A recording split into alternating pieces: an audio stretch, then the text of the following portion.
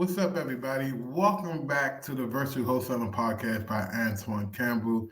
I believe it's episode number 9 or 10. Don't hold me accountable, but when we release it, it will be corrected. But as we're approaching our first 10 episodes, I definitely really want to kick up the pace and get you some high level content. The goal for this podcast is to get you the tools and the resources you need to grow your real estate wholesale business. And to be able to coach you in a way where you're not spending tens of thousands of dollars on coaching. I'm not advising you that you shouldn't. I'm just saying at the beginning or whatever you're going through, you should be able to find some way to get quality information. So that's the whole point of this podcast. So today's episode topic is we're going to be talking about finding profitable virtual wholesaling markets. I think a lot of people, they just get into real estate and they just start anywhere they please.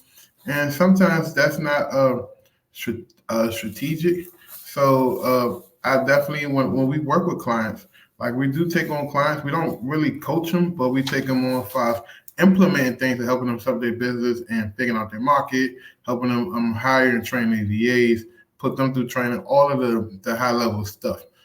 So if you would like to work with us, head over to my website, CEO929.com. Book a call and see what we can do to help you take your career to the next level. So, I just wanted for everybody to understand that when you're picking your virtual market, it has to be thought out, right? You want to look at the infrastructure of the areas. So the biggest things you want to do is look at the data. Use PropStream. If you don't have PropStream, the link to sign up for a 7-day free trial is in the show notes. Sign up for a 7-day free trial and just go around and look at all the different markets. So one of my rules of thumbs is you can go to any state and then look at all your major markets. And then I like to personally dibble in the markets that's between 20,000 and 100,000 people. That's no more than a 45-minute to an hour drive outside the major markets. Like example, if we're talking about Maryland, that if my major markets is Baltimore or Clinton, Maryland, or whatever the case may be, then I'm going to look at the other small markets, right? So what's outside of Baltimore that's within a 45-minute drive? You get what I'm saying? And maybe a small town, a small city like Seat Pleasant, Maryland, or the case may be. That's a 45-minute drive outside of PG County. The point I'm making to you is once you understand this information, where okay, I'm looking at populations between 20,000 and 100,000. Okay, what else is next? One of the other major things is just looking to see the quality of the schools. Like, is there any shopping malls? Is there any grocery centers? Are there a lot of real estate transactions? You can actually go to Zillow and then type in like a zip code, and they show you all the transactions that's happening there. Is this a homeowner type area or is this like a renters type area? That does make a difference in your decision making, right? And the type of leads you should be attracting. And then you want to look at, is there any major highway running through here? Major highway equals traffic. Traffic equals people stopping to get gas, buying food, being entertained. Like it drives an economy. So that's one of the biggest things you got to look at this situation and say, I want to be in places where people are doing deals and people need more deals. So when I find a deal virtually, I'm not literally begging for someone to buy a deal from me. They're literally begging me, can they buy the deal from me, vice versa. So the population is definitely going to play a key factor. And then just the economic indicators. Are people leaving here? Are people moving here? Example, Central Florida is on fire right now. Why? Because a lot of people are leaving Midwest, upstate New York, out west California to come move into Orlando, Central Florida, Lehigh, all of them places because it's affordable, there's more opportunities, and what's anchored there? There's a lot of tourism, the weather's good most of the year, and there's a lot of job growth, there's a lot of people building houses. What does that mean? So if you have a people building, 15,000 houses in a particular area over a span of 2 years, that's jobs being created, right? You're going to need inspectors, realtors, plumbers, HVAC people, building, lumber supply, tractor trailer drivers, dump truck drivers, concrete truckers. Look at all of the jobs and stimulation. There's one activity puts in the marketplace. So that's one of the biggest things that a lot of newbie wholesalers sleep on is economic indicators. Um, and like I said, I like major interstates because that automatically gives you some type of job growth. And then you just want to make sure that you find a reliable historical market that historically been known that investors vested, right? Like if you're looking down south, you're looking at South Carolina, Charleston has historically been a great place to invest. Atlanta, Georgia, historically has been a great place to invest. Um, you know, Alabama, Mobile, Alabama, all them places historically been like places that people want to invest. Um, and then you just want to look at like what are the emerging markets as well.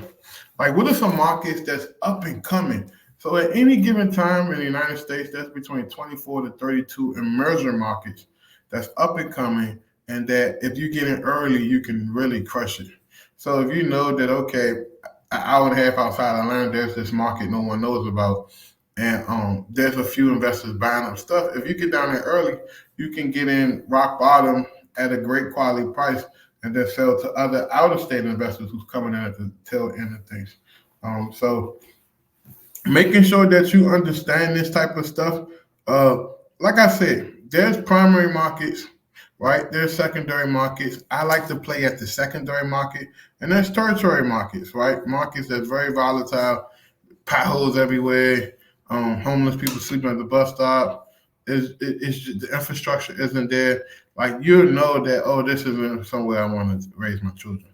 So, but there's money to still be made there too. There's a lot of landlords who love to buy deals in not so unpleasant places for whatever reasons. So that's one of the biggest things. And then you just want to make sure you're using your technology. One of the biggest tools you can use for less than $100 a month is PropStream. Next tool is free. You can use Zillow, Redfin, CityFeet, all these different websites. CityFeet.com, that is. All these different websites is giving you all this economic data that'll really take your business to the next level.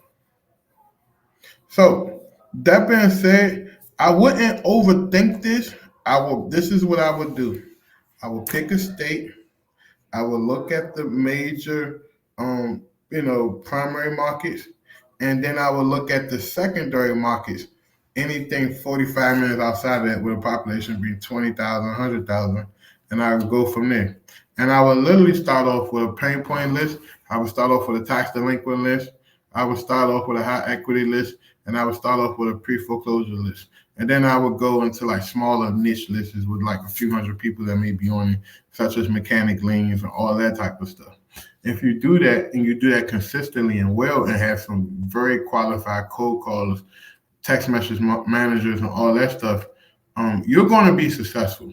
Now, there's no timing to this. Some people want to do this in 2 weeks. Some people want to get their first deal in 30 days. Like, there's no timing. Consistency is the only timing that you're going to have in order to be successful, right? But let's talk about the risk when it comes to picking a virtual wholesaling market, right?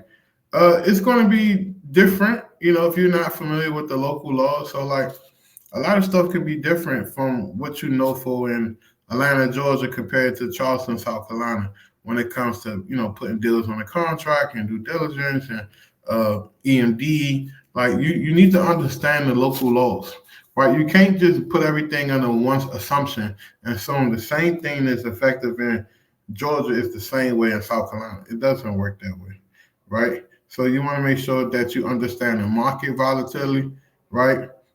And then you just want to make sure that you understand the different communications. Like the people down south is more friendly than the people up north. So once you understand it and you know how to deal with people, you're going to know how to approach every situation. Uh, and then not only that, you just want to make sure that you'll continue to look and test markets So my advice to you, pick 3 markets you love, like, and know, and then always have 1 or 2 that you're testing, that you're giving a little resources to. So if you get a contract, you get a deal, it's the icing on the cake, but it's not the end all be all. It's not going to break you. So hopefully this will help you out. I might even compile a list of markets you can probably get your hands on. But I'm here to tell you, if you give me a 5-star review and send a screenshot to my Instagram, I'm gonna send you that list directly. It may take a day for you to get it. So if you're listening to the replay, give me a 5-star review, even on whatever podcast platform you currently listen to this podcast on.